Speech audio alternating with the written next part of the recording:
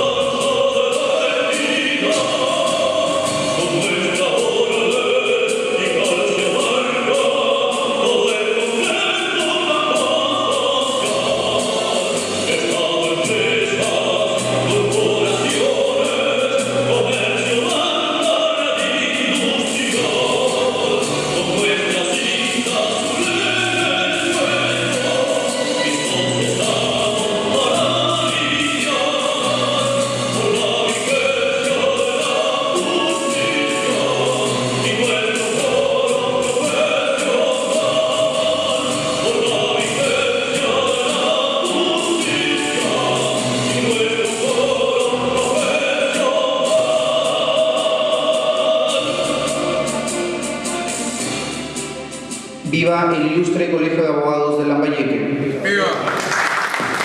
Pueden tomar asiento.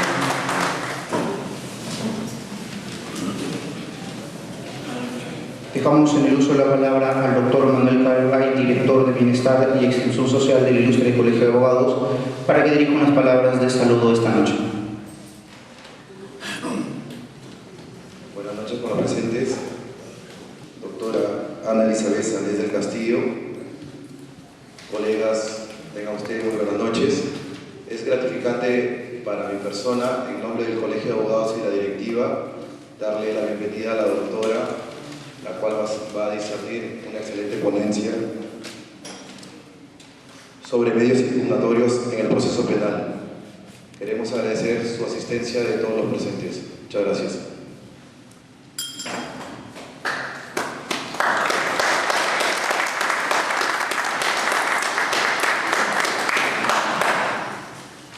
El tema de esta noche a desarrollar por la doctora Ana Elizabeth Salés del Castillo se ha denominado medios impugnatorios en el proceso penal. Antes de ello, quisiera leer la hoja de vida de la doctora.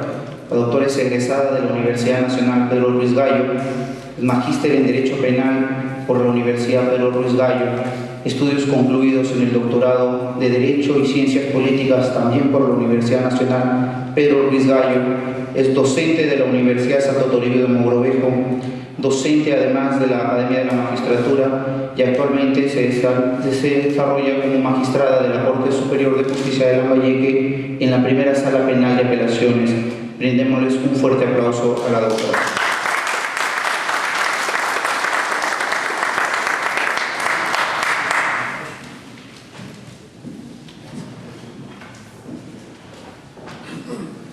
Señor doctor Manuel Cambay, miembro del Colegio de Abogados, de la Junta Directiva del Colegio de Abogados de Lambayeque, señores colegas, público asistente, en primer lugar agradecerle al decano del Colegio de Abogados por la invitación para disertar y conversar con ustedes un poco un tema que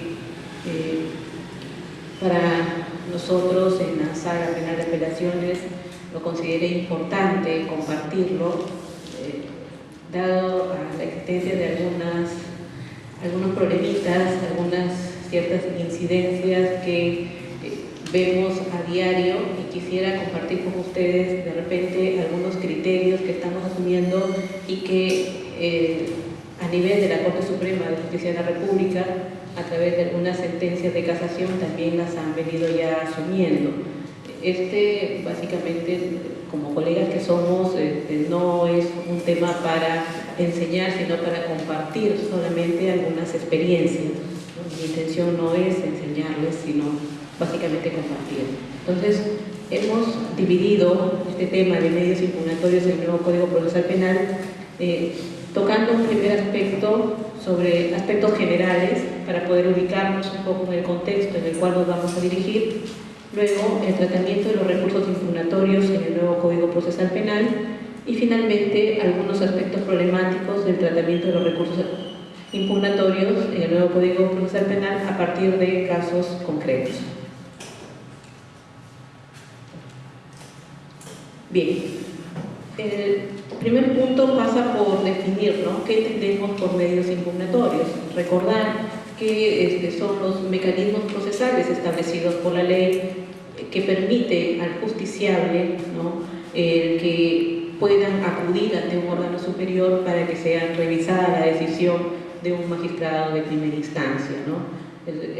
Precisamente el fundamento de estos medios impugnatorios es la capacidad de falibilidad de los órganos jurisdiccionales, en tanto que la falibilidad es inmanente a la condición de seres humanos, ¿no? Como los jueces somos seres humanos, estamos propensos a equivocarnos como cualquier otro, y por lo tanto el ordenamiento faculta al justiciable que te pueda acudir a un órgano superior o en algunos casos a que el mismo órgano revise su decisión para efecto de poder atender los cuestionamientos que se puedan emitir respecto de una decisión adoptada, ¿no?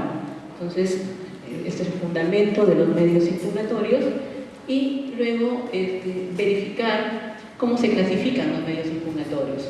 Tenemos que los clasificamos en recursos o remedios y acciones de impugnación, ¿no? ¿Cuál es la diferencia entre los recursos y remedios y las acciones de impugnación? Básicamente está dada por el momento en el que se interponen, ¿no? Recursos y remedios se van a interponer dentro del proceso, en tanto que las acciones de impugnación van a ser fuera del proceso, ¿no? Caso nulidad de cosa juzgada fraudulenta, por ejemplo, vía acción, ¿no? En tanto, los recursos o remedios se van a interponer contra las resoluciones no firmes, por ejemplo, los recursos de apelación, de casación, los recursos de queja que tenemos, ¿no? El mismo recurso de reposición, son recursos dentro del proceso. Los remedios, las nulidades.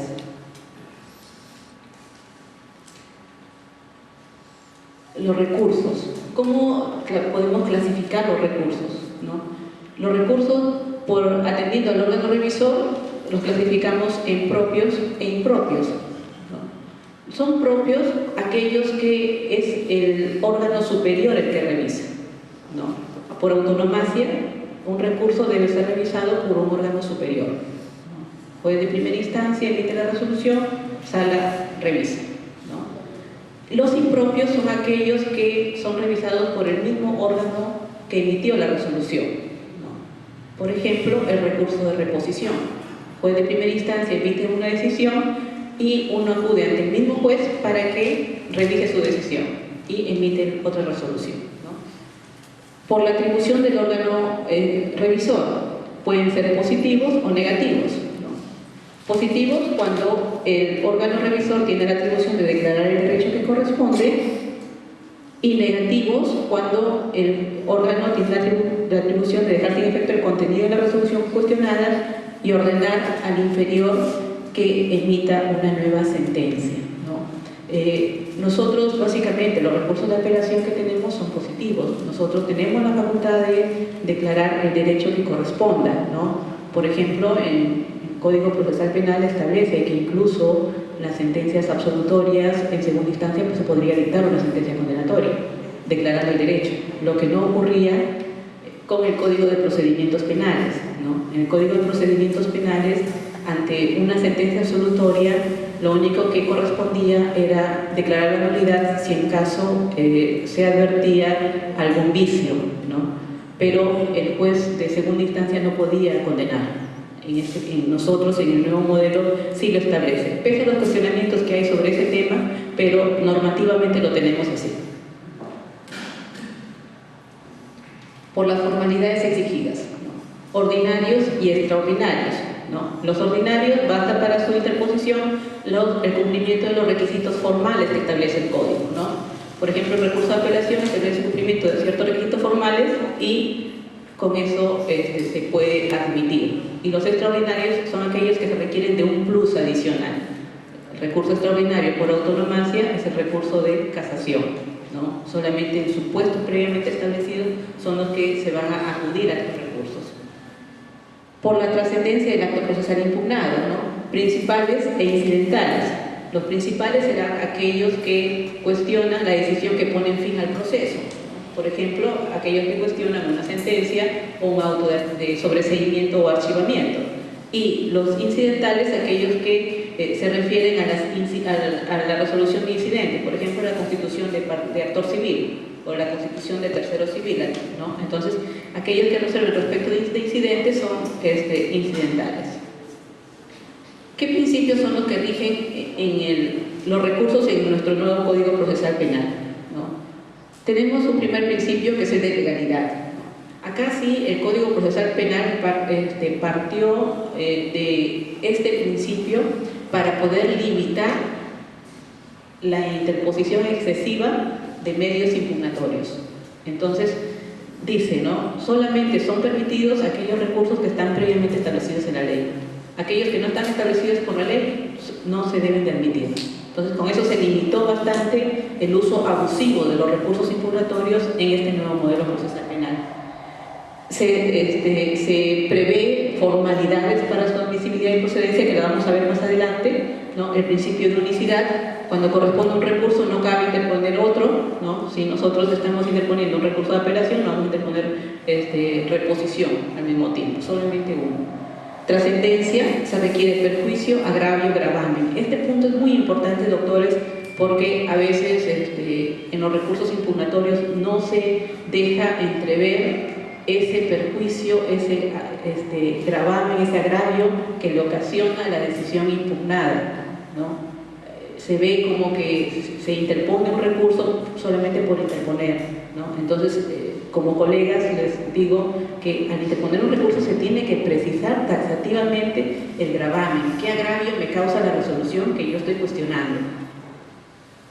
El principio dispositivo solo puede ser planteado por sujeto legitimado, ¿no? Con esto prácticamente cierra las puertas a que cualquiera de las partes se quiera entrometer en la pretensión del otro, ¿no? Por ejemplo, si hay actor civil constituido, el Ministerio Público ya no podrá interponer acciones relativas a la acción civil, a la pretensión civil, ¿no? Ni tampoco el actor civil va a interponer acciones relativas a la pretensión penal, ¿no? Solamente aquellos que son competentes para cada uno de ellos, sujetos legitimados, aquellos que la norma les da la facultad de poder interponer un recurso. Congruencia procesal, ¿no? El órgano de revisión solo va a pronunciarse respecto de lo que es materia de impugnación, no podemos ir más allá, ¿no? Y ahí también tenemos otro inconveniente, ¿no? A nivel de sala, se apela normalmente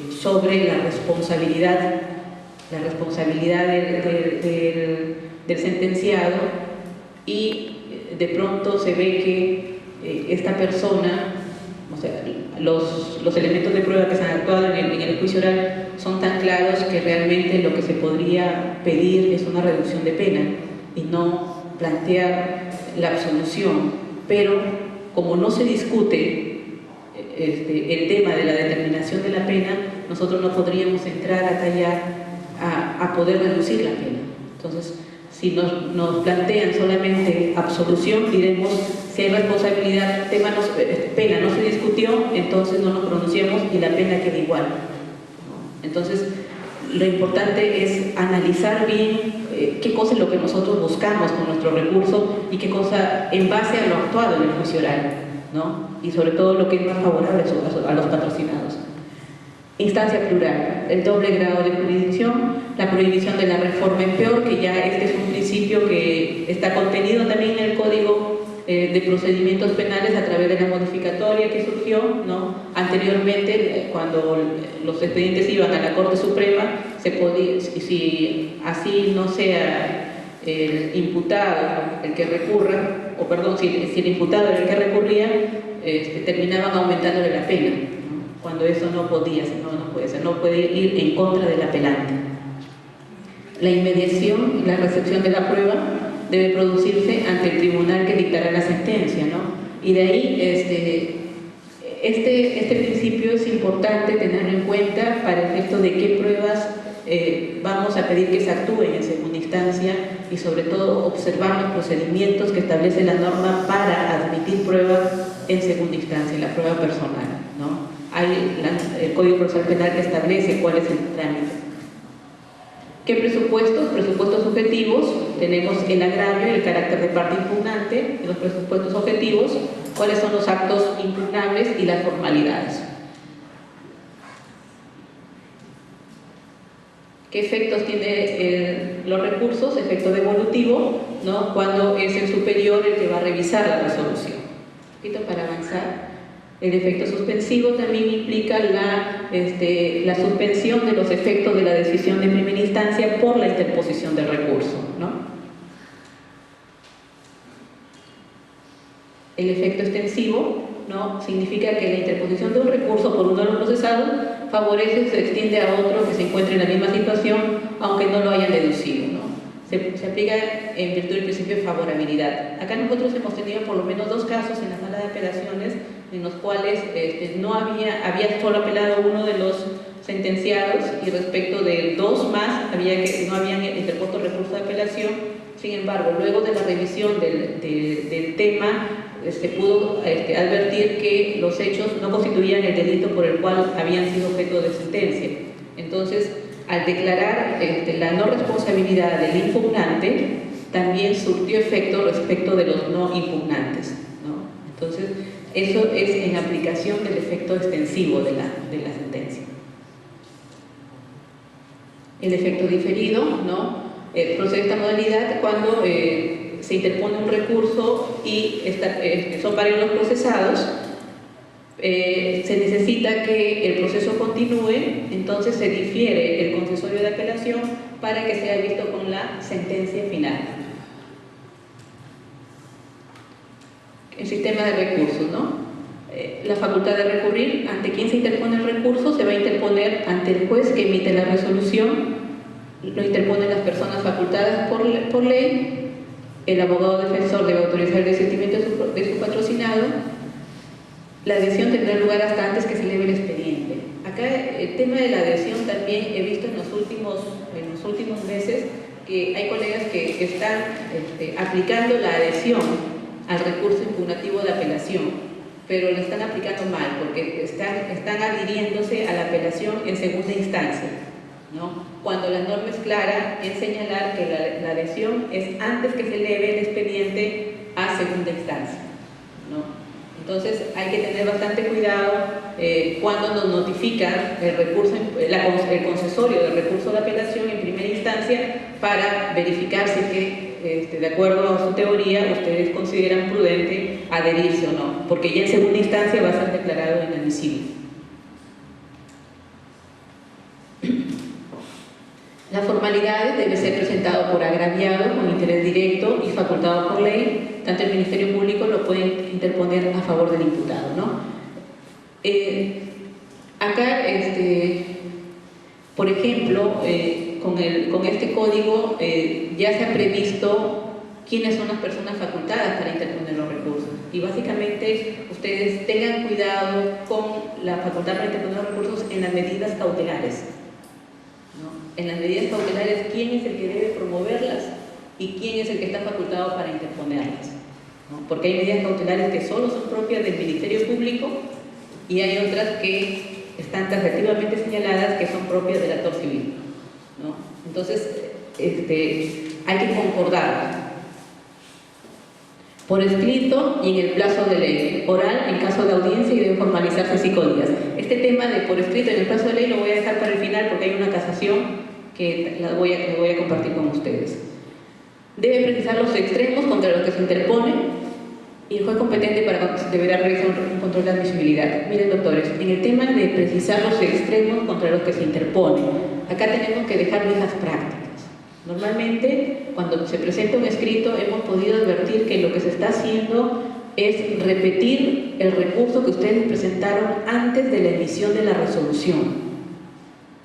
Cuando el recurso impugnativo lo que busca es cuestionar la decisión del juez. ¿Por qué? Porque su recurso ya fue resuelto. Entonces, con este recurso impugnativo lo que tienen que hacer ustedes es decir por qué están en desacuerdo con la decisión del juez y qué nuevos criterios son los que debería tener en cuenta el superior al momento de decidir, ¿no? Entonces, ¿por qué tenemos nosotros un alto índice de recursos en los cuales hemos hecho control de admisibilidad y se han declarado inadmisibles? Porque precisamente al interponer los recursos no se hace el cuestionamiento a la decisión del juez. Repiten su mismo recurso que presentaron, por decir, un cese de prisión preventiva. Dijeron, pido cese por ABC. Ya, el juez al momento de resolver les ha dicho por qué no A, por qué no B, por qué no C. Y ustedes, los colegas, cuando interponen el recurso de apelación, vuelven a repetir el mismo tenor de ABC. Cuando lo que corresponde es decir por qué yo considero que el juez se equivocó al decir no A, por qué el juez se equivocó al decir no B, por qué el juez se equivocó al decir no C, ¿no? Y no olvidar la fundamentación jurídica en la que ustedes se amparan. Hay muchos recursos en los cuales no hay fundamentación jurídica, no hay ni siquiera petitorio, no hay pretensión. El juez competente para conocer impugnación deberá realizar el control de admisibilidad. Precisamente ahora este nuevo modelo establece varios filtros para que un recurso pueda llegar a sala, ¿no? Y el primer filtro es el que hace el juez de primera instancia. El desistimiento. Antes de la expedición de la resolución, el abogado defensor requiere del mandato de su patrocinado para desistirse y no perjudica a los demás recurrentes. Les cuento un caso que nosotros hemos tenido y que no es muy usual, ¿no? En una apelación de sentencia de una persona a quien se le había condenado a pena efectiva y estaba con orden de captura. Ustedes saben que ahora se puede leer la sentencia en ausencia, ¿no? Entonces se había dictado una pena efectiva. Había interpuesto su recurso con un abogado particular. Nosotros señalamos fecha de audiencia de apelación de sentencia y el abogado particular hasta en 2 oportunidades no concurrió. Entonces finalmente lo hemos subrogado y pedimos oficiamos a la Defensoría Pública para que concurra a la audiencia, ¿no? Obviamente el sentenciado no iba a concurrir porque él está con orden de captura, ¿no? Llega el abogado defensor a la audiencia y se le dijo que si es que se ratificaba o no con el recurso de apelación presentado por el sentenciado, ¿no? Entonces el abogado defensor público nos dice, bueno doctores, yo he revisado el escrito de apelación y me desisto del recurso de apelación, ¿no? Para nosotros fue un problema, porque En principio, el desistimiento requiere que su patrocinado esté de acuerdo, el mandato de su patrocinado. En este caso, el patrocinado no estaba con orden de captura, ¿no? ¿Qué hacer en ese supuesto, ¿no? Entonces, la decisión que tomó la sala es suspender la audiencia y notificar a este sentenciado que está con orden de captura en el domicilio real que le había consignado, para decirle que busque otro abogado para que sustente su apelación, o en su defecto, si no concurre un nuevo abogado de su elección, se le tendrá por desistido, pero ya con la notificación personal a su domicilio real, ¿no? Ya en la segunda audiencia concurrió un abogado particular y ha sustentado la apelación. Pero miren las cosas que ocurren particulares, ¿no?, de una norma que aparentemente es sencilla, ¿no?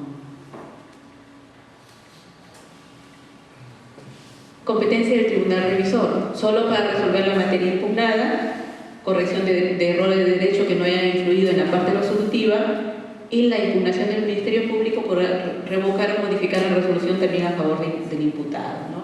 La interpuesta por el imputado no puede modificar la resolución en su perjuicio. Esto es lo que hablábamos ahora en cuanto al principio de congruencia procesal, ¿no?, en los recursos. La impugnación diferida también, esto es lo que ya hemos visto en cuanto a los efectos. ¿Qué tipo de recursos tenemos? Los recursos de reposición, de apelación, de casación y de queja, ¿no? Novedades en el Código Procesal Penal: reposición, que no lo teníamos como tal, ¿no?, casación, que tampoco lo teníamos, queja sí lo teníamos, pero solamente reposición y casación. El recurso de reposición, la novedad está acá, ¿no? Procede contra decretos para que el mismo juez que los emitió examine nuevamente y dicte la resolución que corresponde. Esto es igual que el procesal civil, ¿no? Reposición contra decretos. Pero la novedad está en el segundo ítem, ¿no? Durante las audiencias se emite este recurso contra todo tipo de resolución, salvo las finales. Todo tipo de resolución, o sea que ahí procede contra autos que se dicten durante la audiencia, ¿no? Entonces, a veces nosotros decimos, ¿qué hago con una decisión que el juez emitió en audiencia de juicio oral de repente, ¿no? ¿Qué recurso voy a interponer? Cabe la reposición.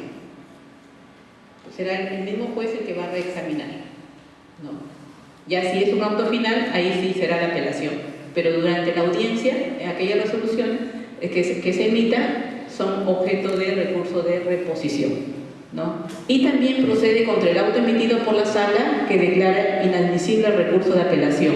Acá, por ejemplo, la experiencia que veíamos era de que algunos colegas le declaramos inadmisibles el recurso de apelación y lo que interponían era una segunda apelación, ¿no?, o un recurso de casación, cuando la norma lo que señala es el recurso de reposición, que es la misma sala la que va a verificar. Se interpone por escrito, salvo si se trata de decisiones dictadas en audiencia, ¿no? El plazo de su interposición es de 2 días, ¿no? 2 días para interponer el recurso de reposición, y el auto que lo resuelve es inimpugnable, ¿no? Ahí cerramos. El sentido del nuevo código es evitar dilaciones en el proceso. Por eso es que la mayoría de recursos cierran, ¿no? Se cuestiona, se le permite la facultad de recurrir, pero a su vez también establece ciertos límites, ¿no? Entonces, contra la decisión que resuelve el recurso de reposición no cabe ningún otro recurso. El recurso de apelación. ¿Cuáles son las resoluciones apelables? Las sentencias, los autos de sobreseimiento, los que resuelven los medios técnicos de defensa, o los que declaren extinguida la acción penal o pongan fin al procedimiento. Nosotros acá, por ejemplo, en cuanto al tercer punto, en concordancia con las normas de la etapa intermedia, ¿no?, los autos que resuelven los medios técnicos de defensa deducidos durante la etapa intermedia no son apelables, ¿no? Solo son apelables aquellos que han sido deducidos durante la investigación preparatoria. ¿Por qué? Porque precisamente es preparar, en la etapa intermedia ya estamos preparando el proceso para el juicio oral. Y si se declara apelable los autos que resuelven los medios técnicos de defensa, implicaría paralizar el juicio oral, ¿no? y sobre todo garantizar la celeridad, ¿no? Si el imputado ha tenido toda la etapa de investigación preparatoria, los 120 días más los 60 días más, para interponer sus medios técnicos de defensa, no puede él después achacarse en decir en etapa intermedia recién deducir sus medios técnicos de defensa para dilatar el proceso. Entonces, esas decisiones se han declarado inimpugnables. Los autos que revoquen la condena condicional, la reserva del fallo condenatorio y la conversión de la pena. Autos que se pronuncian sobre la constitución de las partes, ¿no? Acá, por ejemplo, en cuanto a la constitución del tercero civil responsable, solo es apelable aquella que lo deniega, no la que se tiene por constituido como tercero civil, ¿no? Solo la que lo deniega. Aplicación de medidas coercitivas o de cesación de prisión preventiva, los autos expresamente declarados apelables o que causen gravamen irreparable, ¿no? Este punto final de los autos que expresamente declarados apelables o que causen gravamen irreparable, ese es como el cajón desastre del cual se puede coger para recurrir a aquellas decisiones que no están previstas taxativamente como apelables, ¿no? Aquellos que causen gravamen irreparable, pero se tiene que justificar por qué causa un gravamen irreparable esa decisión, ¿no? Por ejemplo, una decisión que causa gravamen irreparable, el auto que tiene por contumaz a una persona, ¿no? ¿Por qué? Porque va a privar de la libertad, ¿no? Entonces, ese auto, aunque no está previsto como apelable, pero nosotros sí lo consideramos como tal, en la medida en que causa un gravamen irreparable. Pero para ello, cuando se interpone el recurso, tiene que precisarse. ¿Cuál es la competencia funcional? La Sala Superior va a conocer las decisiones que hayan emitido por el juez de primera instancia de investigación preparatoria o el juez unipersonal, y a su vez el juez unipersonal es el que va a resolver las apelaciones que emiten los juzgados de paz letrados, ¿no? El trámite general de los autos, vamos a pasar este punto. Respecto de las sentencias, tiene efecto suspensivo contra las sentencias y auto de sobreseimiento, así como los demás autos que pongan fin a la instancia. Pero miren, acá hay un tema en cuanto a las sentencias. Las sentencias que impongan pena privativa de libertad se ejecutan provisionalmente, salvo que el tribunal diga que deben suspenderse, ¿no? Aparentemente habría una contradicción en estas dos normas, porque dice que tiene efecto suspensivo y en cuanto a las sentencias que están que imponen penas privativas de libertad, dice que la pena privativa de libertad se ejecuta provisionalmente, ¿no? Entonces, aparentemente pareciera de que hay una contradicción, pero no. La ejecución provisional está prevista y es una facultad del órgano de primera instancia disponer la ejecución provisional de la pena. Por ejemplo, puede ser que se dicte una pena efectiva, pero el juez de primera instancia puede decidir que todavía no se cumpla, ¿no? A expensas que la sala confirme la decisión. Puede disponer una comparecencia con restricciones durante ese tiempo, ¿no? Entonces, no necesariamente toda pena efectiva se va a cumplir inmediatamente. Depende. Si es que está con mandato de comparecencia el imputado, el juez tiene que disponer la ejecución provisional.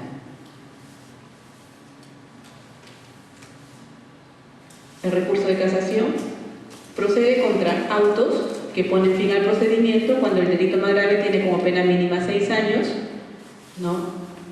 En sentencias también cuando el delito tiene pena mínima mayor de 6 años y las que impongan medidas de seguridad. Los primeros son en relación al delito, ¿no? Al delito previsto, cuya pena está prevista como combinada, no la pena concreta, sino la pena abstracta, la pena que está prevista en el tipo penal. Entonces, es una cuestión solamente de verificar, ¿no?, el delito por el cual se ha juzgado. Las resoluciones que extingan la acción penal o denieguen la extinción. Se refiere, cuando la impugnación se refiere a la responsabilidad civil, cuando el monto fijado en la sentencia de primera o segunda instancia sea superior a 50 URPs, o cuando el objeto de la restitución no pueda ser valorado económicamente. Acá, por ejemplo, tuvimos ciertos encuentros con los integrantes de la sala respecto a este punto 5, ¿no? de la responsabilidad civil, cuando supera las 50 URP. Entonces, algunos colegas decían, solamente valoramos el monto de la reparación civil cuando supera las 50 URP, o además tendríamos que considerar cuando la pena supera los 6 años, ¿no? Particularmente considero que estos son supuestos independientes, ¿no? Si se está impugnando solo reparación civil, se tendrá que observar si es que esta supera las 50 URP, ¿no? Si estamos viendo el tema de responsabilidad, ahí sí tendríamos que ver los supuestos, los primeros supuestos, ¿no? Y también acá tenemos otro cajoncito de desastre, ¿no? Igual que en apelación de autos, ¿no? Cuando no reúnen los presupuestos establecidos en los incisos anteriores, hay una excepción, ¿no? Y es cuando la Sala Penal de la Corte Suprema discrecionalmente lo considera necesario para el desarrollo de la doctrina jurisprudencial, ¿no? De repente hay delitos en los que la pena mínima es 2 o 3 años que con las anteriores causales no pasarían, ¿no? Se tendría que invocar, si nosotros de inicio vemos que no va a pasar ese control, tendríamos que invocar directamente la excepcionalidad del recurso.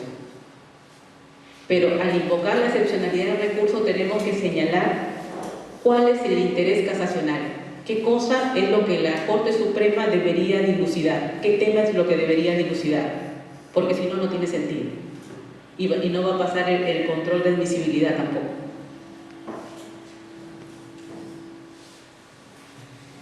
Supuesto de procedencia excepcional, por ejemplo, la Corte Suprema en una primera casación que fue en Guaura, en un caso de Guaura, consideró importante revisar un caso para poder determinar el tema de las medidas coercitivas, ¿no? El plazo, si era necesaria la presencia del imputado en audiencia de prisión preventiva, ¿no? Entonces, el caso en sí no superaba los presupuestos del 1 al 5, pero por la excepción lo aceptó y pudo emitir su sentencia de casación en este caso.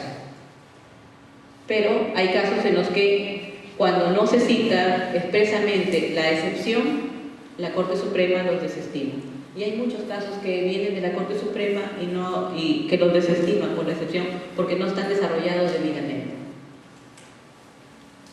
Las causales de infracción de preceptos constitucionales, quebrantamiento de la forma, ¿no?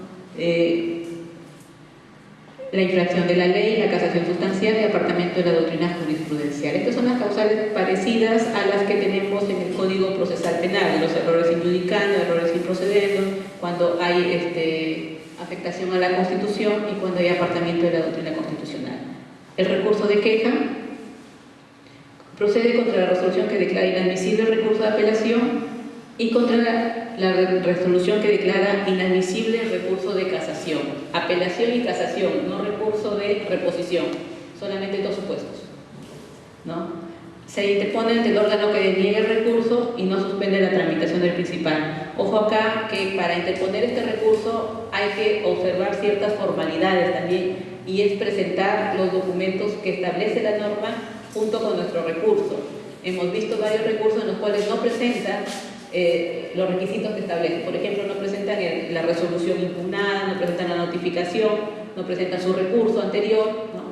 Y estos tienen que ser desestimados porque no cumplen con las formalidades.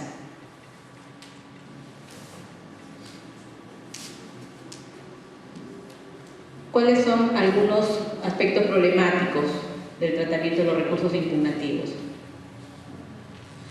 Estos son temas que inicialmente los tuvimos inconvenientes acá en la Corte, ¿no? Para poder determinar.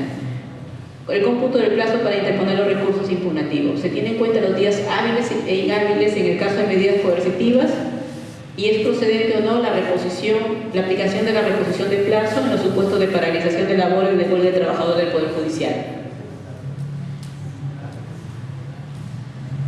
Tenemos el artículo 143 que establece que los plazos se computarán por horas, por días, ¿no?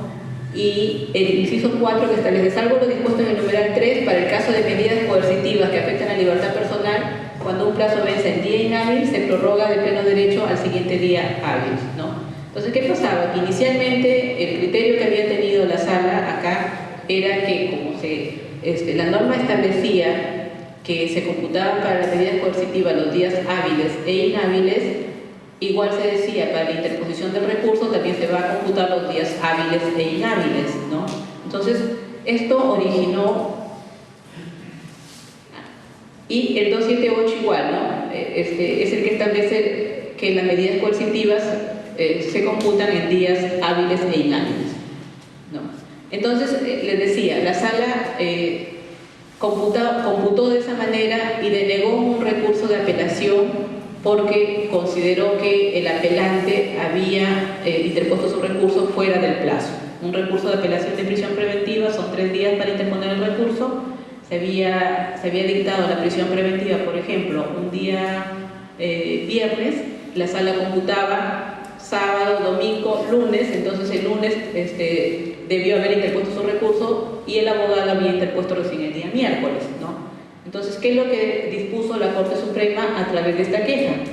A través de esta queja estableció la queja 027-2010 que para el caso de los justiciables se tiene que computar solo en días hábiles, ¿no? No se computan los días inhábiles, ¿no? Para el caso de la interposición de los recursos. Entonces, de tal manera que si se emite una prisión preventiva un día viernes, el plazo va a ser lunes, martes, miércoles, 3 días, los días hábiles, no los días inhábiles.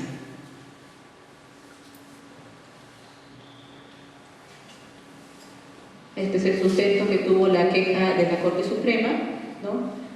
Y el otro tema es en cuanto a la reposición de plazo, ¿no?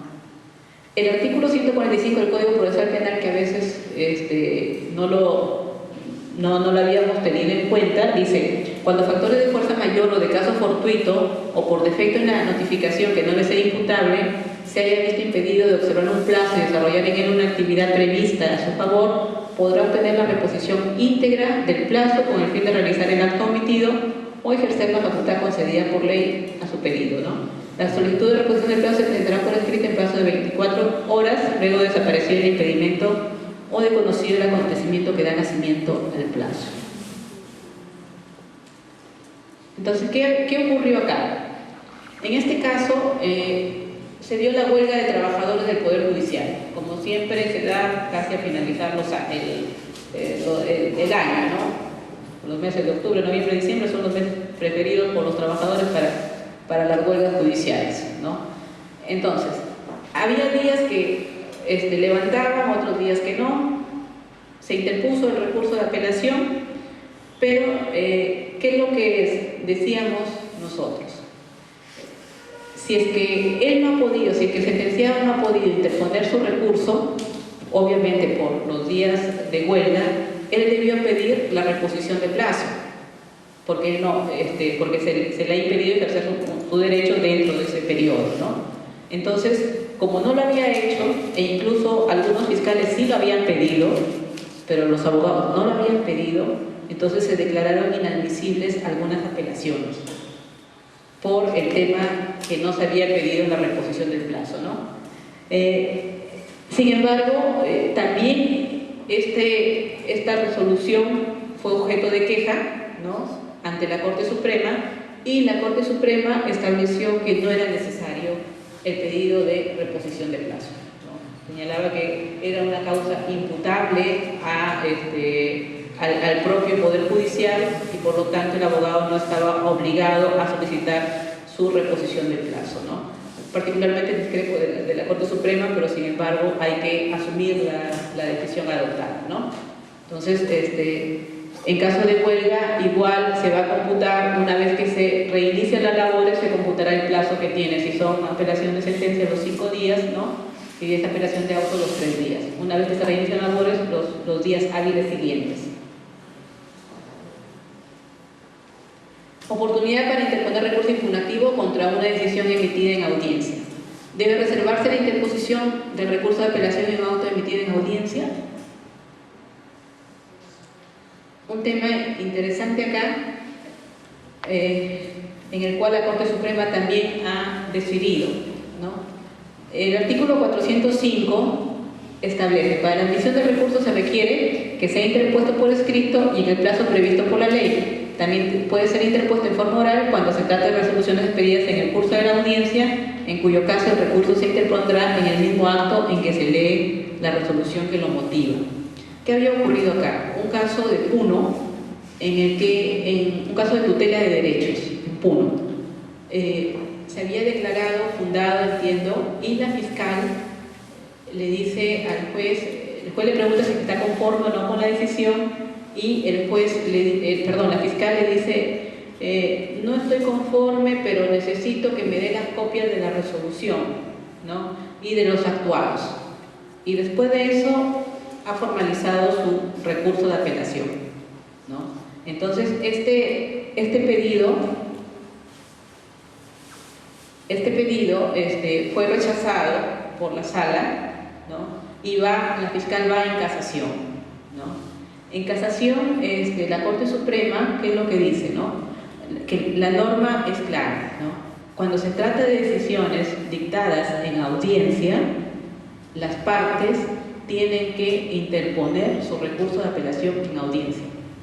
No hay que se reserve el derecho, ¿no? Salvo que se trate de una sentencia, ¿no? Entonces, en apelación de autos dictado en una audiencia, en la que están notificados en la audiencia, se tiene que interponer el recurso si ustedes no están conformes. Ya después se va a fundamentar por escrito, pero en el mismo momento tiene que interponer el recurso, ¿no?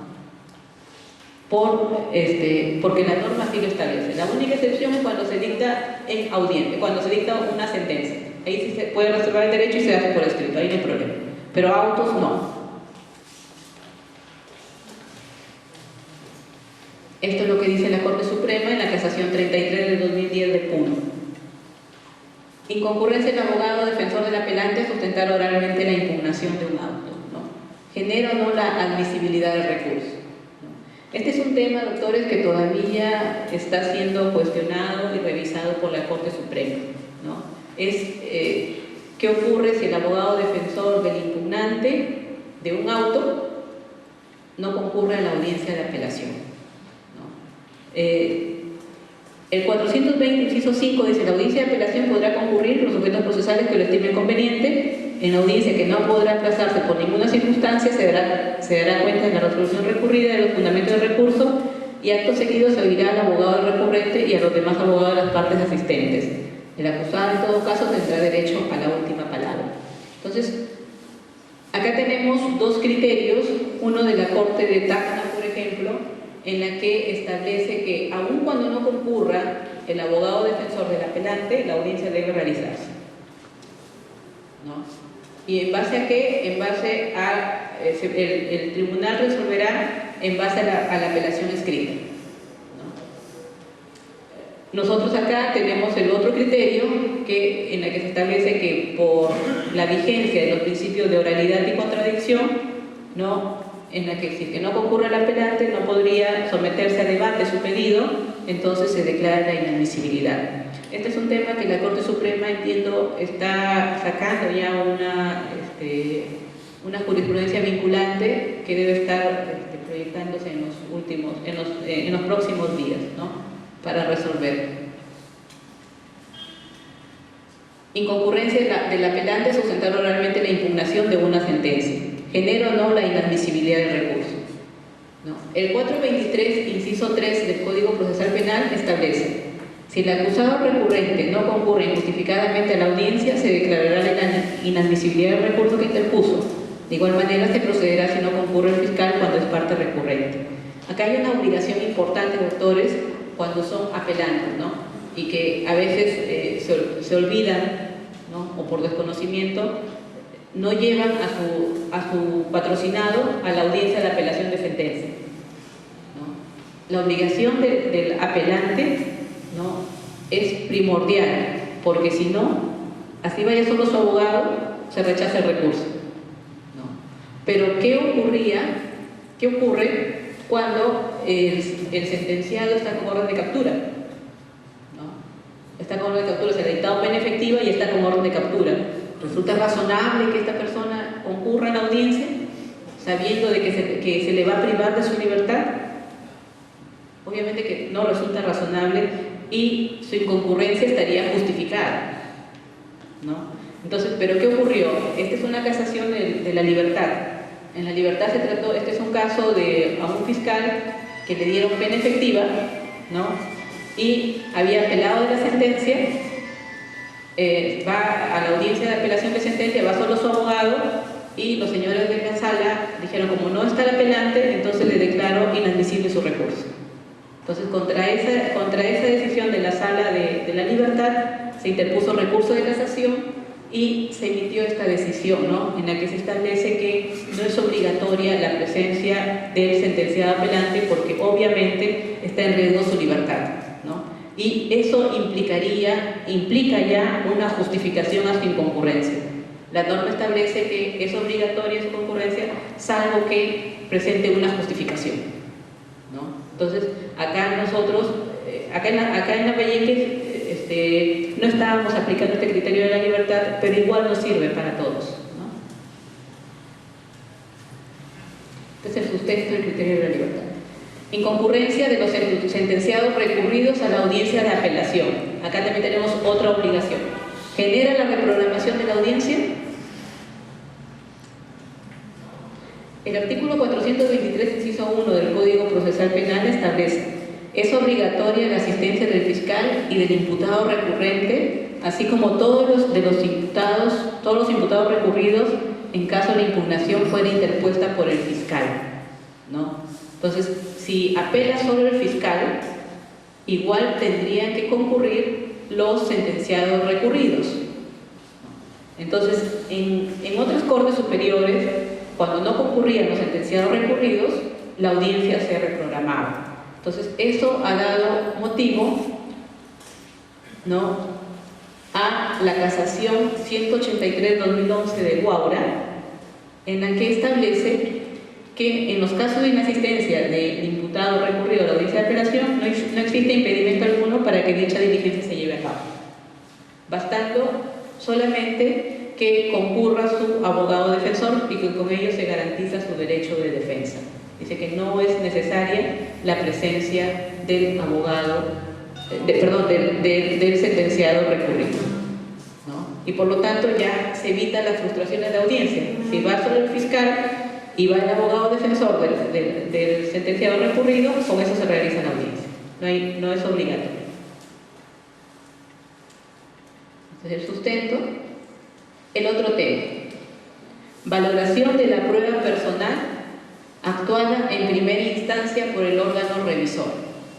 Solo es posible realizar una valoración distinta cuando su valor probatorio ha sido cuestionado con una prueba actuada en segunda instancia. Acá tenemos nosotros el artículo 425, inciso 2 del Código Procesal Penal señala: la Sala Penal Superior no puede otorgar diferente valor probatorio a la prueba personal que fue objeto de inmediación por el juez de primera instancia, salvo que su valor probatorio sea cuestionado por una prueba actuada en segunda instancia. ¿Qué ocurre, no? Ustedes saben que en el juicio oral concurren testigos, concurren peritos que son examinados por el juez. El juez le da determinado valor probatorio y según esta norma nosotros no podríamos darle un diferente valor probatorio a lo que el juez ya lo valoró, ¿no? Salvo que se haya ofrecido, se haya actuado una prueba en segunda instancia que cuestione ese valor probatorio, ¿no?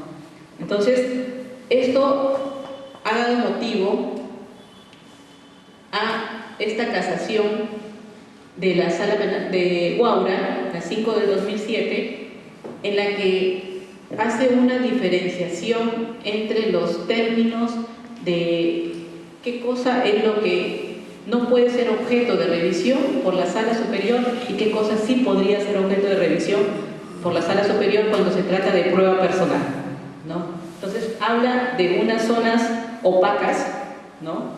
Y estas zonas opacas, dice, son los datos expresados por los testigos estrechamente ligados a la inmediación. Por ejemplo, el lenguaje, la capacidad narrativa, la expresividad de sus manifestaciones, precisiones de sus discursos. Dice que esta parte de la declaración no es susceptible de distinta valoración por el juez de segunda instancia. ¿Por qué? Porque obviamente eso parte de la inmediación, de lo que el juez está viendo, ¿no? Si el testigo está dudoso, si el testigo está nervioso, eso es el mismo juez que está en la audiencia el que va a verificar esas formas de expresión del testigo. Entonces, eso no puede ser cuestionado por el abogado para efectos de que en segunda instancia demos una valoración distinta. Pero deja una salvedad, ¿no? Y son las cuales ustedes podrían valerse para efectos de poder cuestionar una prueba personal, ¿no? En segunda instancia. Entonces, habla de estas zonas abiertas, ¿no? Zonas opacas, zonas abiertas. Las zonas abiertas, que son las accesibles al control. Se trata de aspectos relativos a la estructura racional del propio contenido de la prueba, ¿no?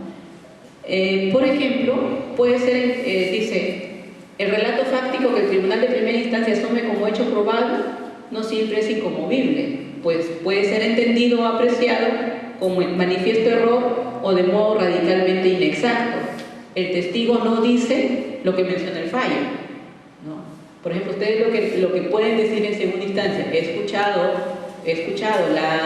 el audio que contiene el juicio oral y el juez está diciendo que el testigo dijo ABC, pero sin embargo en este audio no aparece que ese testigo haya mencionado tal relato. Entonces, eso sí puede ser cuestionado acá.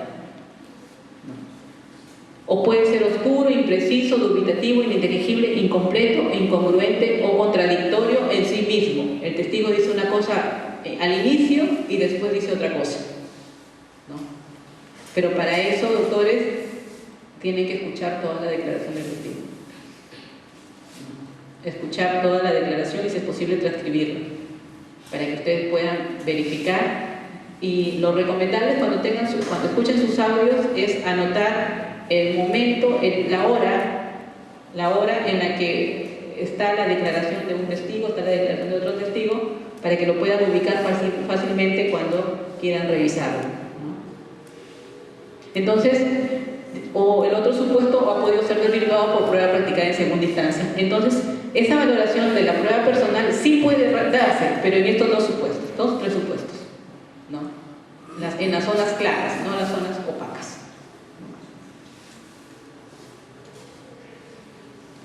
Y los ámbitos de recurso de impugnación, ¿no? Es posible emitir pronunciamiento en segunda instancia respecto a temas que no han sido sometidos a debate, ¿no? Lo que decíamos ahora, ¿no? El 409, inciso 1, la impugnación confiere al tribunal competencia solamente para resolver la materia impugnada, así como para declarar la nulidad en caso de nulidades absolutas o sustanciales no advertidas por el impugnante. Acá encontramos dos decisiones emitidas por las dos salas, ¿no? Esta decisión fue emitida a 2 años más o menos por la segunda sala, en la que el cuestionamiento era a la responsabilidad del imputado, ¿no? Que no era responsable del delito. Sin embargo, la sala estableció de que su impugnación no estaba acorde, o sea, era infundada, pero comenzó a evaluar la pena, ¿no? Evaluó la pena y redujo la pena al impugnante. Sin embargo, esta decisión fue objeto de un voto singular, o sea, no salió por mayoría esta decisión de la sala, ¿no? Y el voto singular decía que no estaba de acuerdo con la decisión de los señores porque no se había debatido el tema de la pena, ¿no? Entonces, si estamos al principio de congruencia procesal, si solo me están cuestionando que el hecho no constituye delito o que la persona no es responsable del delito, ¿por qué yo tengo que ir a analizar un tema que no ha sido objeto de debate, como es el tema de la determinación de la pena, ¿no? Entonces, acá hay posiciones también que nosotros estamos tratando de llevar a un pleno jurisdiccional, porque hay las posiciones que dicen, no, si tú puedes lo más, puedes lo menos. O sea, si puedes absolver, también puedes con mayor razón reducir la pena, ¿no? Pero el problema está en que qué criterios vas a tener en cuenta para reducir la pena si no ha sido objeto de debate.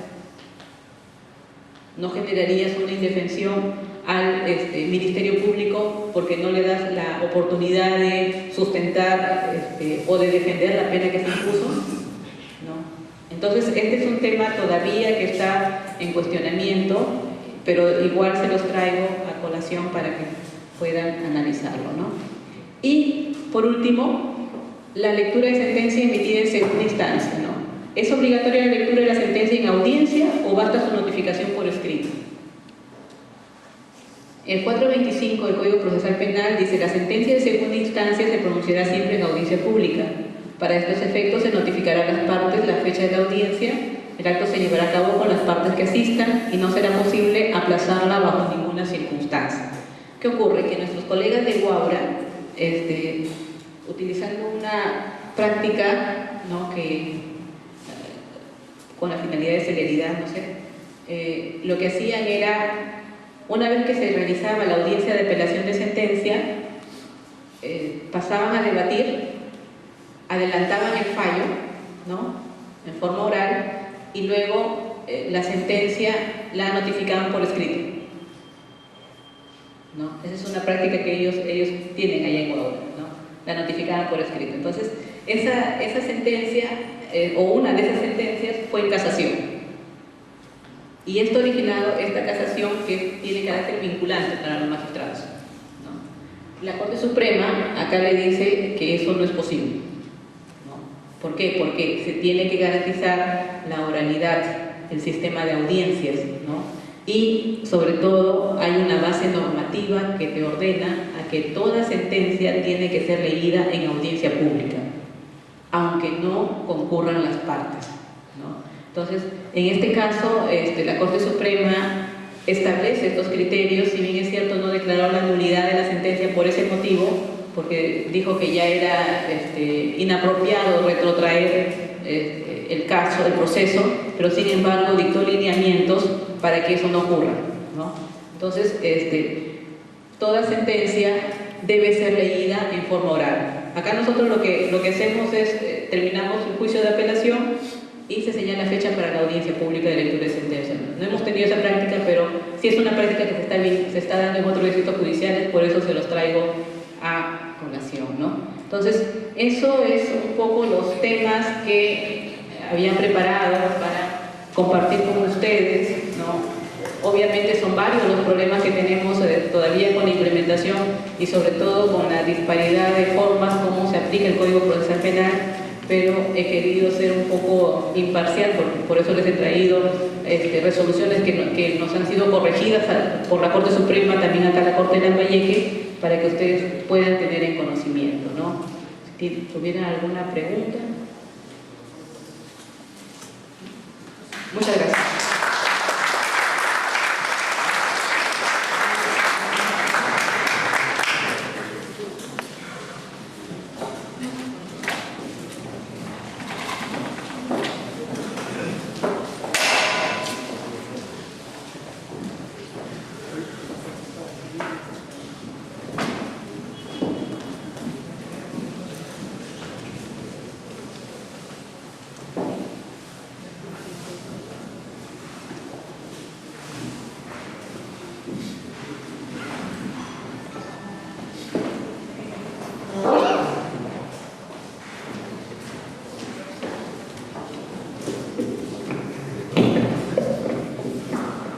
Antes de continuar con la ronda de preguntas, quisiera que le brindemos nuevamente un fuerte aplauso a la doctora Ana Salles del Castillo.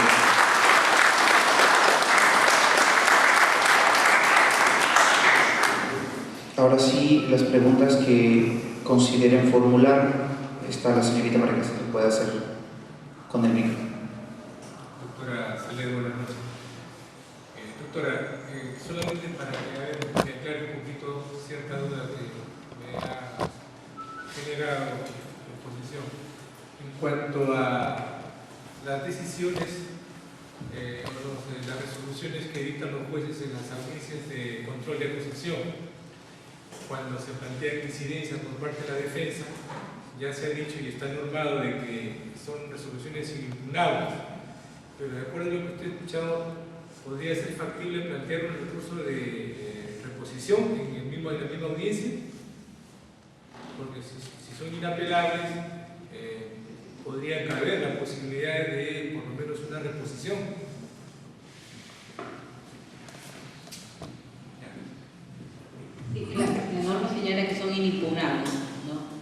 en ese sentido, si son inimpugnables, no, pues se podría interponer un recurso de reposición para que sea el mismo juez quien la revise. Sí, eso no hay ningún inconveniente.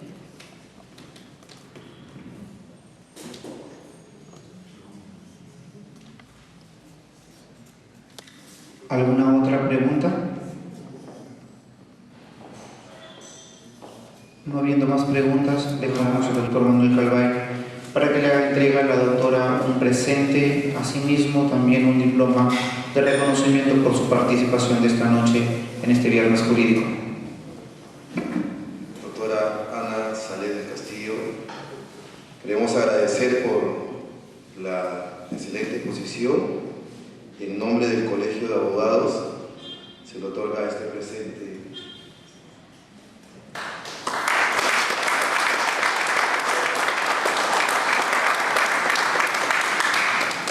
Doctora, asimismo se le hace entrega de este diploma de reconocimiento otorgado por el Colegio de Abogados a la doctora Ana Elizabeth Salé del Castillo por su participación como ponente en el ciclo de conferencias gratuitas con el tema medios impugnatorios en el proceso penal. Se le haga entrega, doctora.